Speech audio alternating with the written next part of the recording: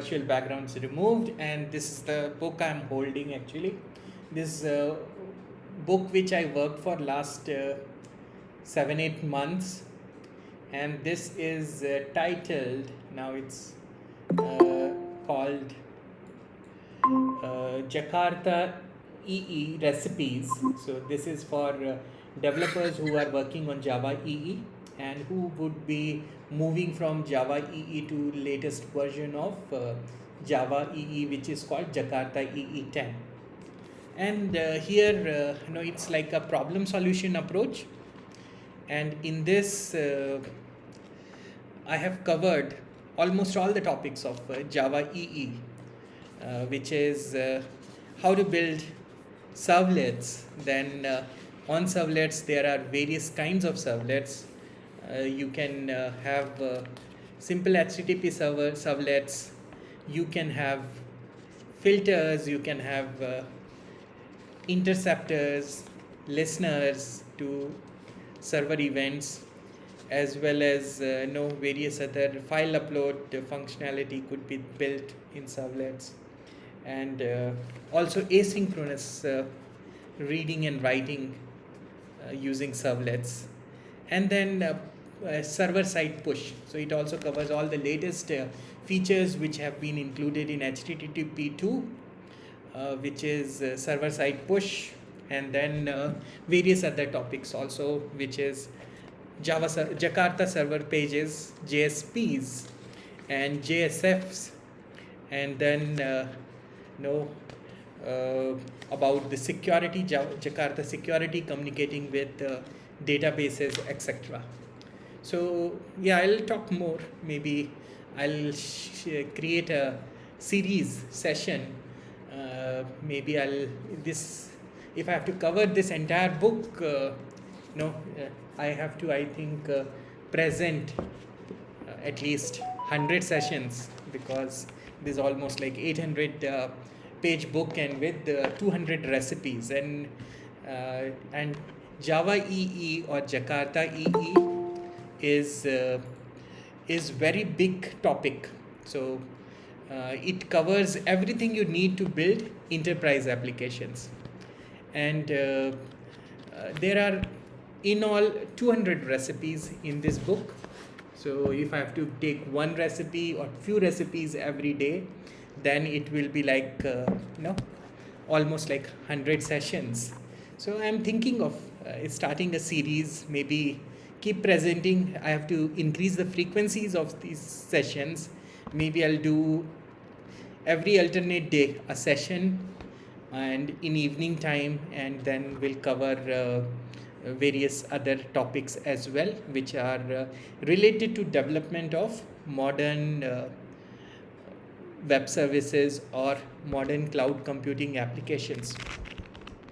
So in last few sessions, we already saw variety of topics related to cloud computing. We covered virtual machines, containers. We covered almost all the concepts of cloud computing, and this time we'll start how to build them using Java, right? So any questions, anyone have any points?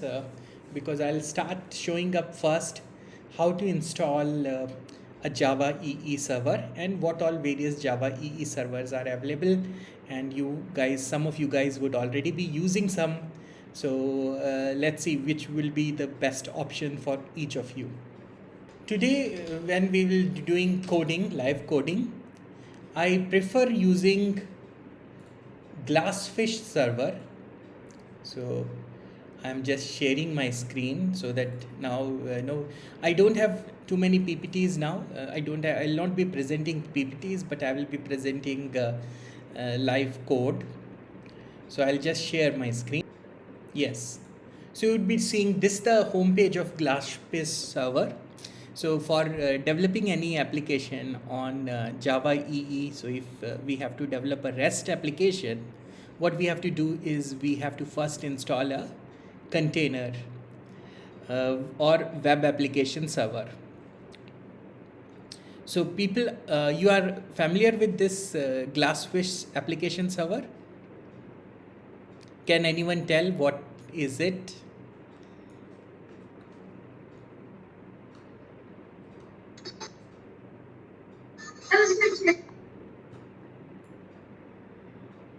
It's like your Tomcat only. I think it's probably from Eclipse, and I think I guess it was initially with, I think it was later. I'm not sure from whom it came, but at least it was later open sourced. That's what I think. Yes, absolutely right. So Pramit also said it is Oracle's implementation of Java EE. Okay, but I'll give you a brief history. When Java EE came, it started with Sun.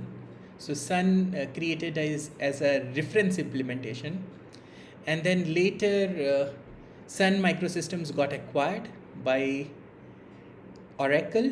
So then it came under Oracle. Okay.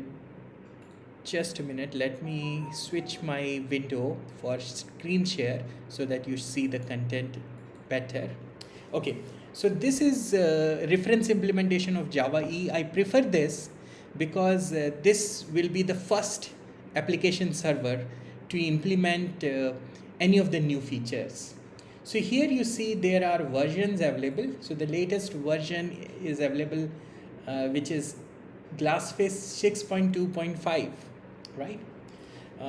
Which is Java EE 9.1 platform. So as I have said in my book, I have talked about Jakarta EE version 10.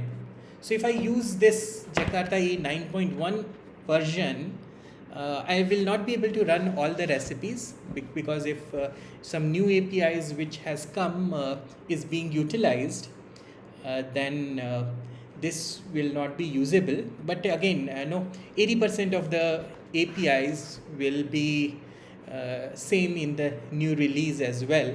So only for the newer implementations, if you really want to use some of the cutting edge features, then you have to wait for the newer version. But the best way to install this is I do it from GitHub. So I go to the GitHub project for this GlassFish project because as this is an open source project, so I can go to GitHub and I can then go to GlassFish project. Okay. So this is like your IBM WebSphere, like it has the same capabilities like right, your IBM right, WebSphere.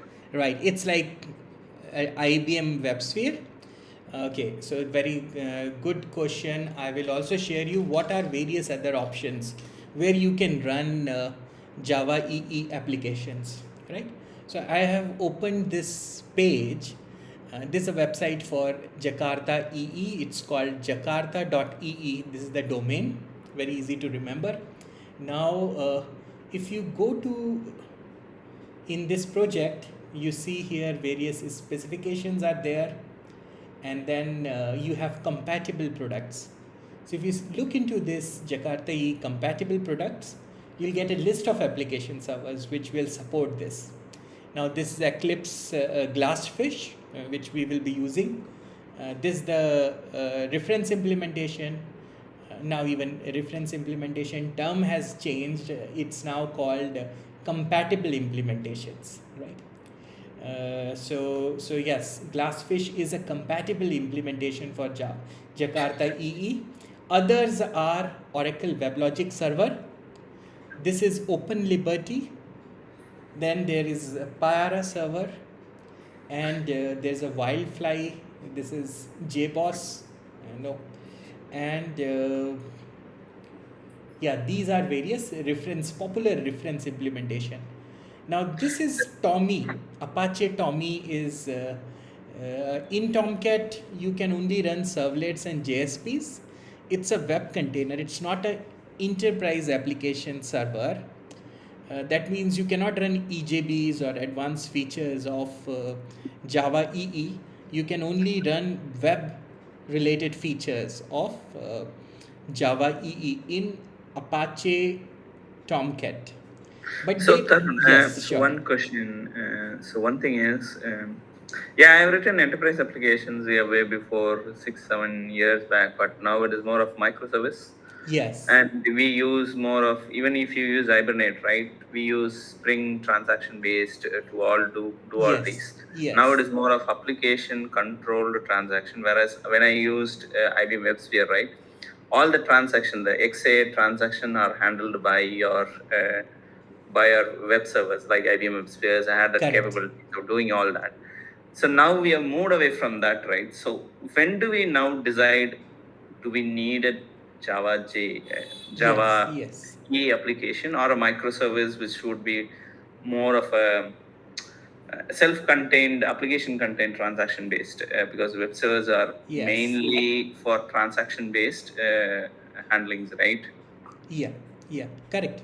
So, one of the problems with containers or enterprise application servers are they are not lightweight, right? So Spring is very popular. Reason is when you create a project, by default it has a embedded Tomcat server, right? So developer is freed up from taking care of servers, and whatever features you need you can pick from the Spring Starter project, right? So if you want to have a heavyweight Spring application, you can use Spring Boot and very easily include all the packages. But yes, if you are using many of the features, then you will be using many of the jars as well, right? So the other approach is with the Spring, the problem is Spring applications are not Java EE compliant. It's not standard based applications. Many of the organizations will be using Java EE servers. So Spring applications, what you build, maybe newer application, most of the newer applications on Spring Boot. Spring Boot came around, mid. It became popular around mid 2000s, but Java applications have been from late 1990s, and most of the applications were also written in early 2000s before Spring Boot. They will be using all transaction based application features which may not be available and which will require a lot of no capabilities to be included in Spring Boot. Uh, so here is the main difference, that if you are building microservices, small applications, then some lightweight application server would be more suitable, right? Which is one example is Tomcat, but yes, this I was showing Tom EE, which is again an implementation of Java EE on top of Tomcat server as well. So as your application becomes heavy, then there is almost like no difference between Java EE, using Java EE application and using Spring Boot with various packages and libraries. Correct?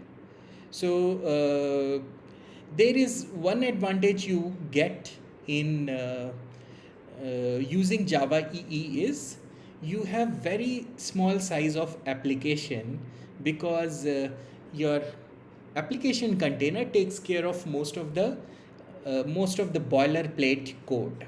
So here your package need not contain all the boilerplate code. Correct? So does this answers your question, Manoj? You got the difference between what's the preferred approach, and Yeah, yeah, I what is got the it. difference between these two approaches? Right. I agree. Now we are moving to cloud, and we'll look forward for lightweight application servers, and also with this latest edition of Java EE, there has been more emphasis on creating lightweight application and modularizing the application servers as well. So if I dive deeper, as I'll be diving deeper, I will let you know about how to create really lightweight applications, and in Java EE also 10. If I just type here Jakarta EE 10, just a minute, let me fix this. Yes. So you see here, this is under development. It's about to get released very soon. It will get released. But yes, I'm glad that I released the book earlier than this actual product. So here, if you see in the specifications, they have divided Java EE release into three platforms. One is the EE platform, and the other one is web profile, and the third one is the core profile.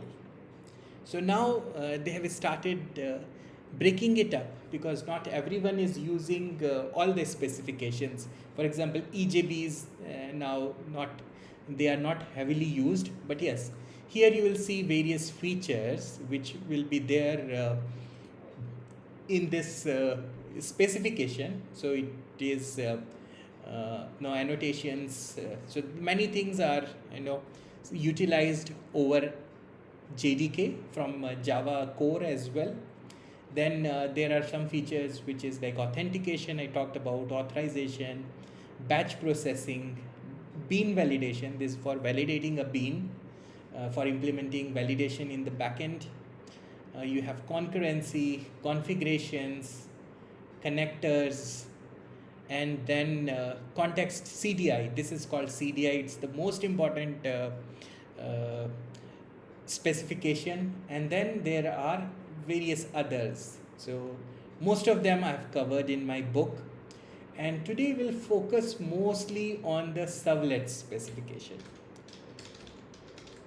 Yeah, this is the servlet specification, and there is servlet 6.0, which is under development or is about to get released. Now, if you look into web profile will have less specifications. So platform will have everything, but web profile will have fewer specifications. Right, so it will have maybe the Jakarta faces, or it was earlier known as Java server faces, JSF.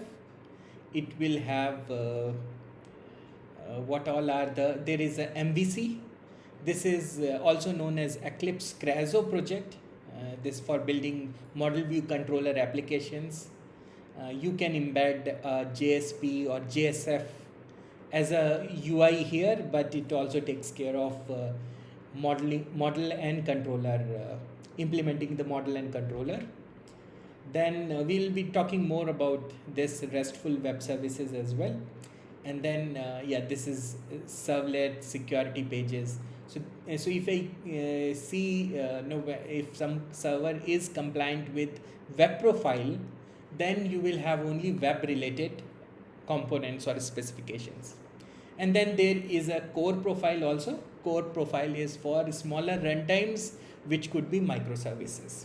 It will not have also the UI components, but it will have only the core components which can run REST applications. Right. So this is about the core profile. So this site provides all the details. So yes, in case you want to build some lightweight application, then you can choose some server which is just implementing core profile, and you don't need to use web profile if you don't have any web applications. And if you're not using all these advanced features like maybe concurrency, connectors, then various others. So what all will not be at Jakarta mail, and then there would be Jakarta managements there, then NoSQL, persistence. These are the features which will come only with the platform version. So yes, but yes, to be ready to test everything, what we'll do is we go to Eclipse GlassFish. So now Eclipse Foundation's GitHub page is this page. You see, this is Eclipse Foundation, and within this is actually EE4J project. So this is the project in which Oracle contributed all the Java EE. So earlier Oracle used to have all these specifications, but around 2017 they decided to open source it and give it to Eclipse Foundation. So this is the project which they created, and then they contributed all the specifications to this project. And you also have here the GlassFish server also available.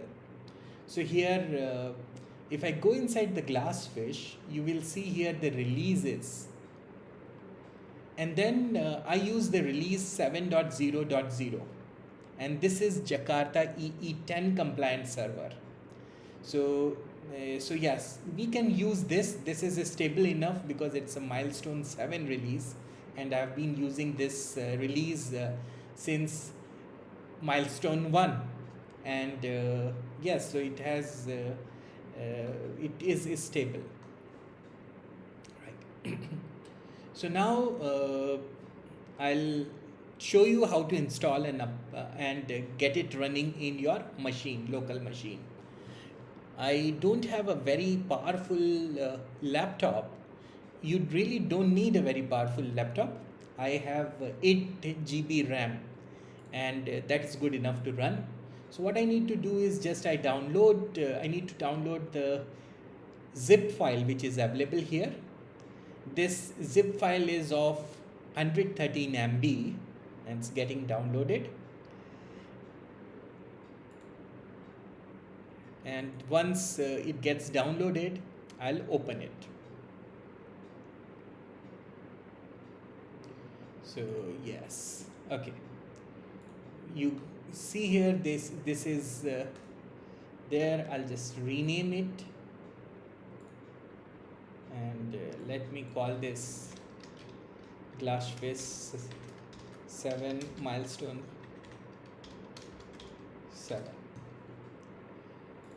So that's all. It's installed in my system. You just have to unzip it, and that's installed on your system. Now next step is you really have to go to the terminal and go to the folder where this has been installed. So I've installed it into my users folder, right? And I have installed this. Just let me reconfirm this. So it should be within the users folder. So I will just see, yeah, it's there. So we will take this 7, we named it Milestone 7. Okay, cd GlassFish 7 underscore, I think I used.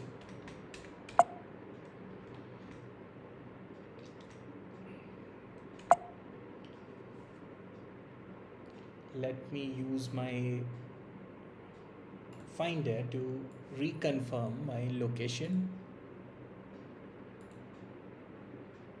What I named it 7, how many underscores I used? Okay, no underscores. I called it 7M7. So GlassFish 7M7. And okay, yeah, it's in downloads folder. So okay, now I will do the cd GlassFish 7M7. So I'm now inside this folder, and okay, I need to copy it because here I can't use this. So let me move this to my home folder and then do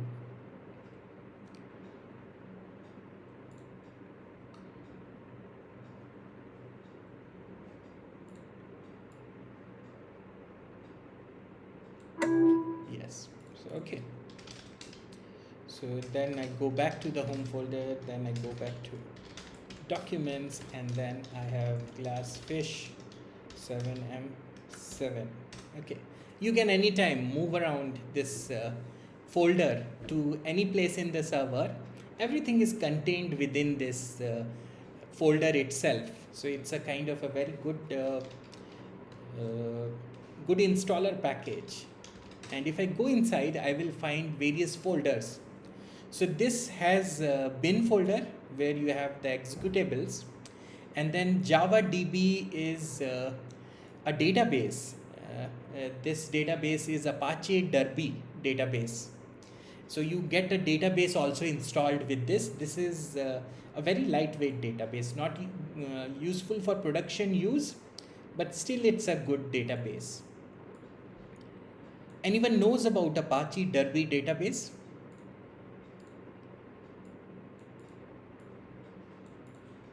Yeah, I have used it. Okay. Great. So yes, that experience of using Apache Derby will be useful when you will be creating Java EE applications as well. Now let's start this application server. So I go inside the bin folder, and then you see here this as admin is the command which you need to run. So start as admin start, and then I say domain, right? So your application server is having multiple domains, right? So this is start domain hyphen. I missed out, right? So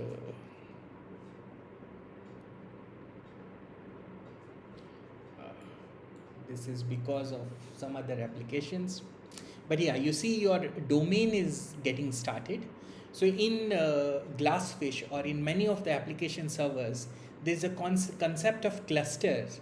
So in an application server, you can run multiple server instances, or you can run the server as a cluster.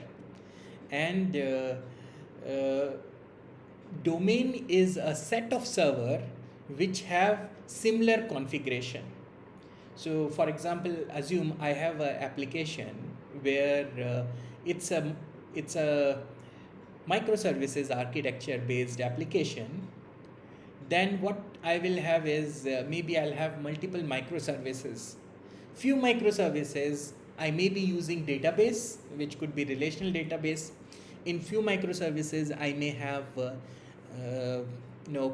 NoSQL database, and in few in few components I may just have the web UI.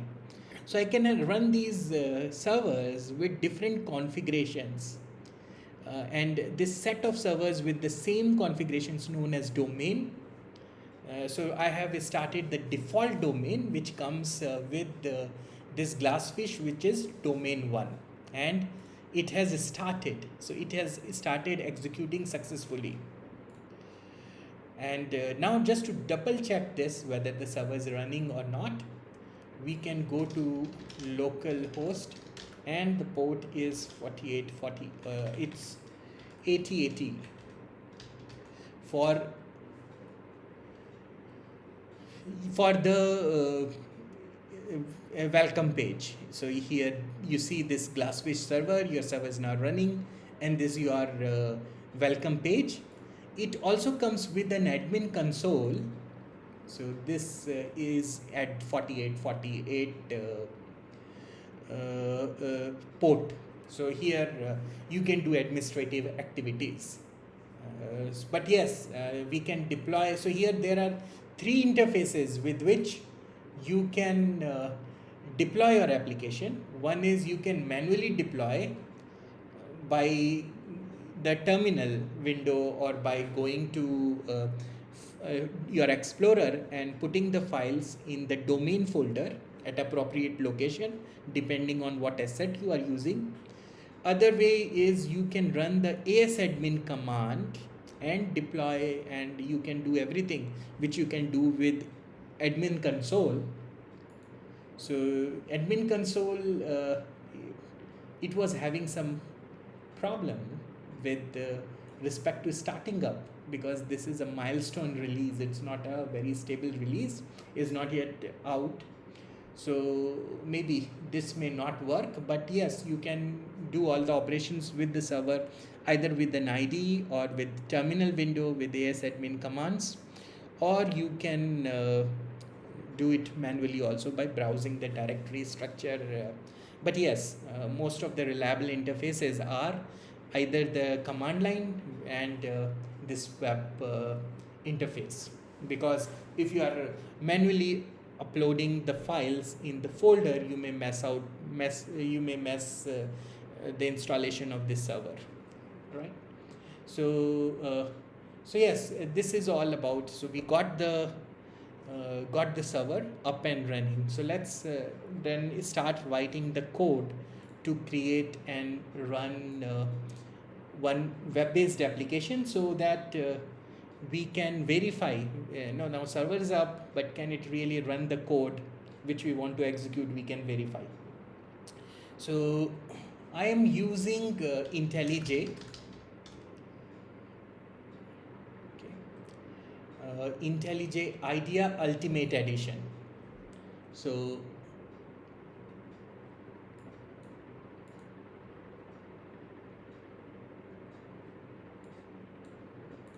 just quit some of the applications which I'm not using.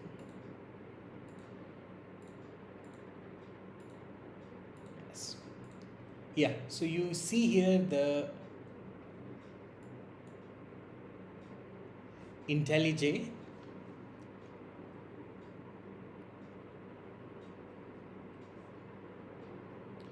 So I hope everyone knows how to install IntelliJ, and you might be familiar with this IDE as well, right? But just know, to recap everyone, IntelliJ is a product from JetBrains. So you just need to go to jetbrains.com/idea. This is the product page for IntelliJ IDEA, and the version I'm using is, you can go to the downloads page, and there are two editions available. One is the Ultimate Edition and other one is the Community Edition.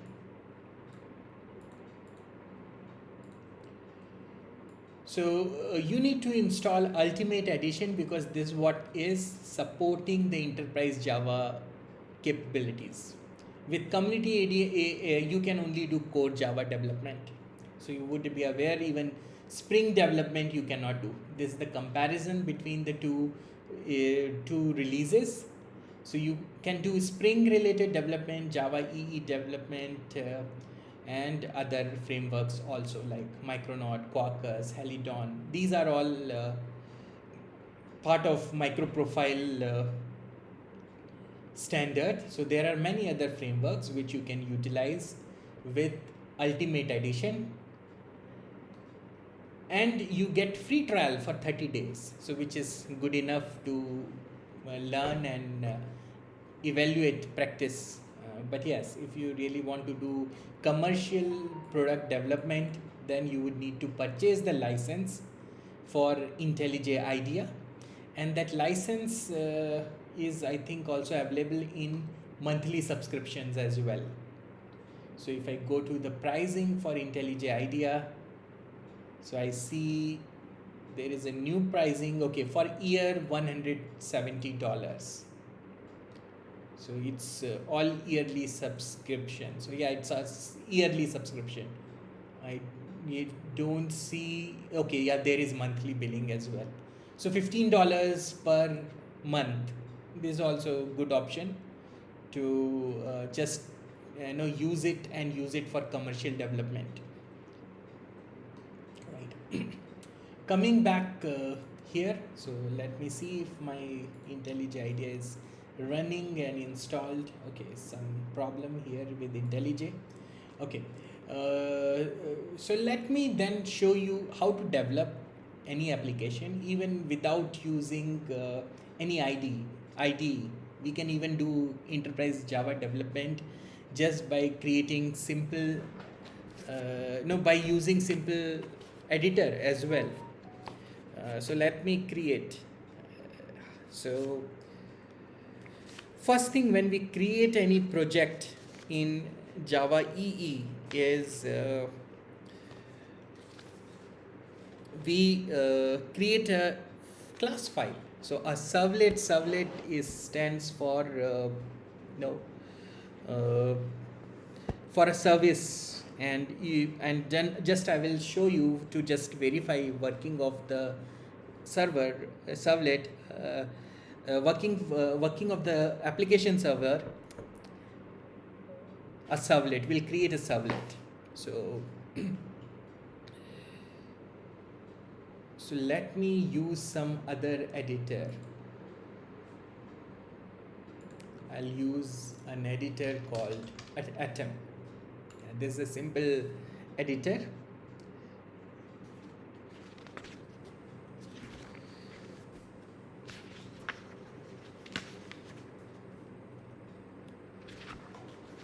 Okay, so it's started. Okay, right. So we'll create this. Will give you good understanding of the project structure as well. So this is good that okay, now we are not using any full-fledged IDE but a very simple IDE. So let me create a project. So I'll create a folder.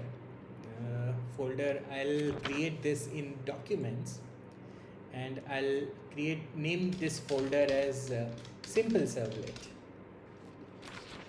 Okay, and within this servlet, it's right now it does not have anything. We can even use Visual Studio Code as well, and then but yes, I have opened this. I think IntelliJ is much more powerful than the yes, tools, right? Yeah. right. Even IntelliJ Community Edition we can use to develop servlet, but I'm just showing that you can use any simple editor also, and I'll also show you the project structure as well, how to create. So basically, when you create a servlet, there are few things which is very important. One is you should create a new folder which is webin, right? And then within this webin folder, you will have the classes which you will be compiling and placing. And other than this, what we can have is we can create a new folder which we can call src. Okay, and in this we can place our Java classes.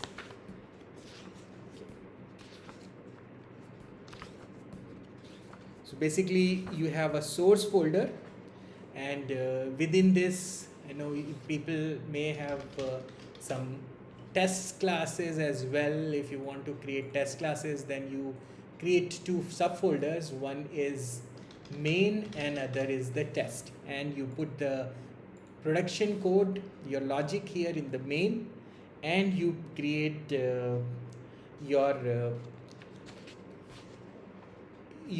test cases in the test, right? So let me now just create a new file which we'll call simple servlet.java, right?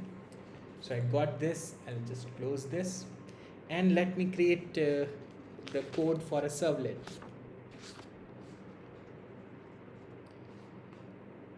So I say public class simple servlet, and this extends. We can use HTTP servlet, right? So this is your code, and let's create a string variable. We call it message, and let's so in a servlet you have init method, right? Init method is coming from the HTTP servlet class, so we can use this override because we would like to override this method, and in this method we can initialize this message. So welcome to Jakarta EE10, right? Some message we can write here. This is the init method, and then you need method which is do get and do post. So this is for responding to put and post and get request, right? So this is very simple. Again, these are coming from our base class, which is HTTP servlet, and these methods are void because they do not return anything, and they are of type protected in the base class. So we have to keep this same. And HTTP servlet, it takes two arguments. One is the response, a request and response.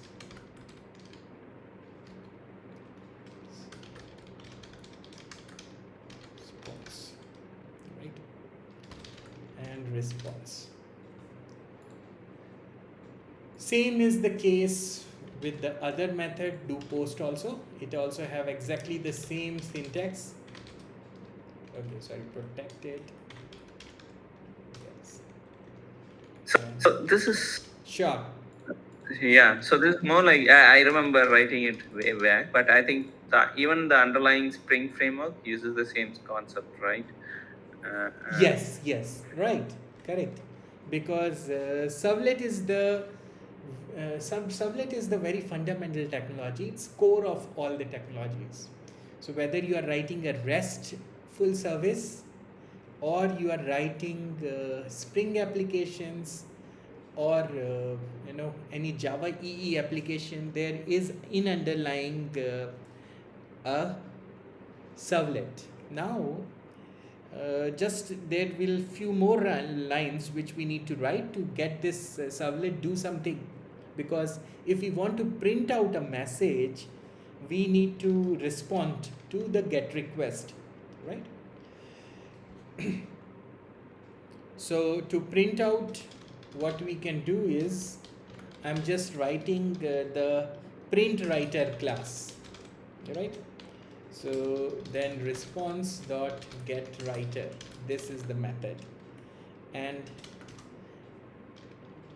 now we can use this out dot print. I will use printf also because I'm just it helps me. And I use another feature which is called text blocks. I'll explain this everything in a minute. So you can just put some HTML code here. Okay, and I can put some title, say simple servlet, right? This could be your title to be printed in the title bar of the browser where we will open this page. And then we can close this head, and we can use body, and then here we can put some heading as well, and you can say simple yeah. So this is printf. So yeah, let's we can also use servlet, and then we can put some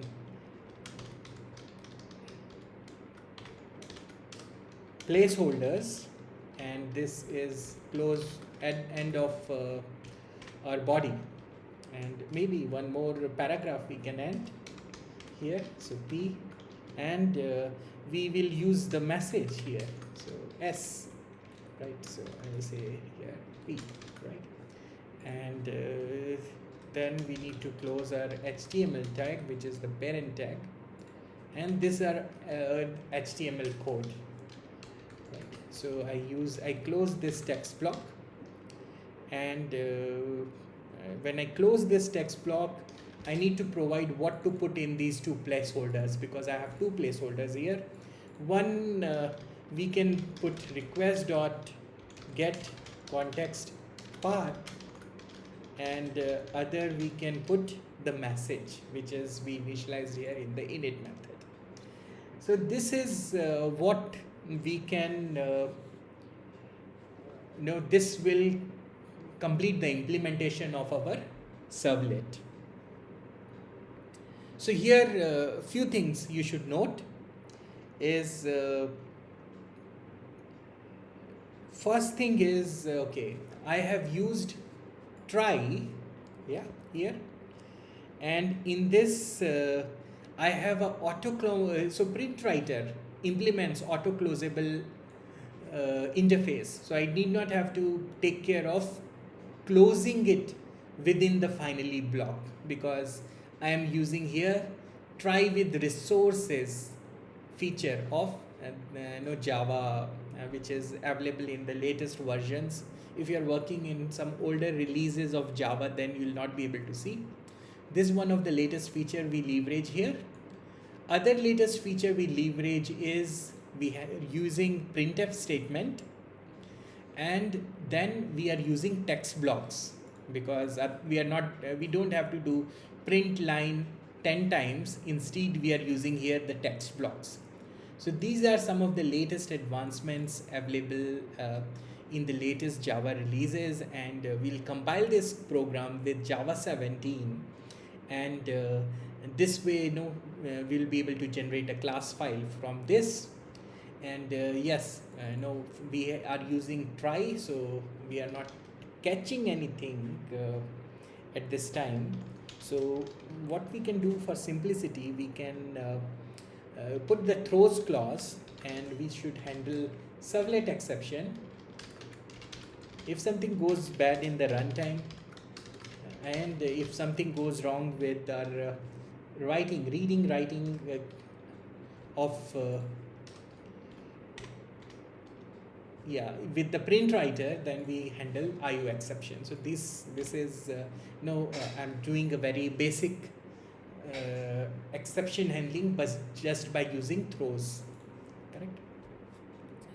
So this is my code for servlet, right? Okay, so to use this, I will use the import statement as well, because HTTP class we will use from http.star. So this is the import statement we need to use to get HTTP servlet class. All right. So let's now, so since this is a basic Java servlet, let's compile this.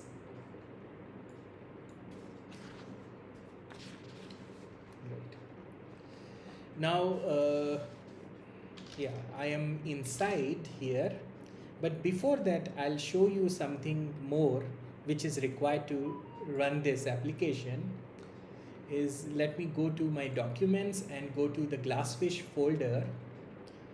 So just a minute, I'll come to GlassFish.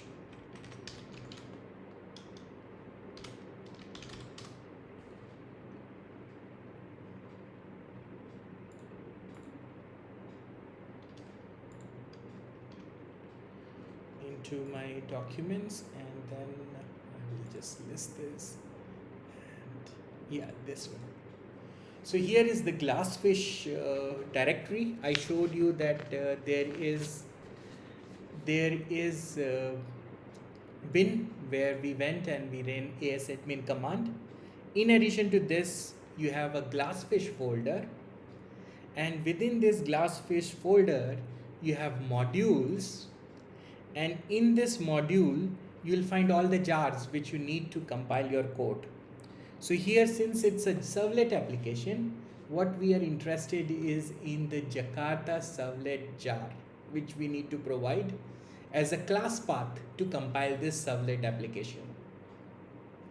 Right, so here this is the jakarta.servlet.api, right? So this I'll copy the path, so I will take care of putting it in the class path.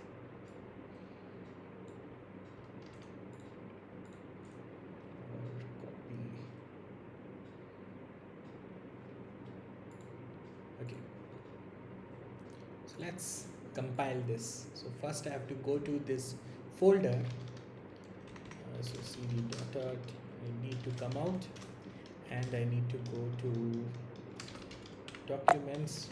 Okay, where did I come? It's still in the documents. So I can do cd simple servlet, right? And I say ls. This is src folder, and ls we have the main, cd main, and ls we have a simple servlet. If we would have created a package, then we have to browse inside the package folders as well. But I have Java C here, right? So I'll just show you which version I'm using for the Java compiler. You see, I have Java 17 installed. So you should also install, if you want to use the same code, Java 17, because it may not work with the earlier version. It will work at least with Java 15. And then what I'll do is I'll compile, I'll provide the class path. The class path will be, now I have to go to documents, then we have GlassFish. So I'll paste this, and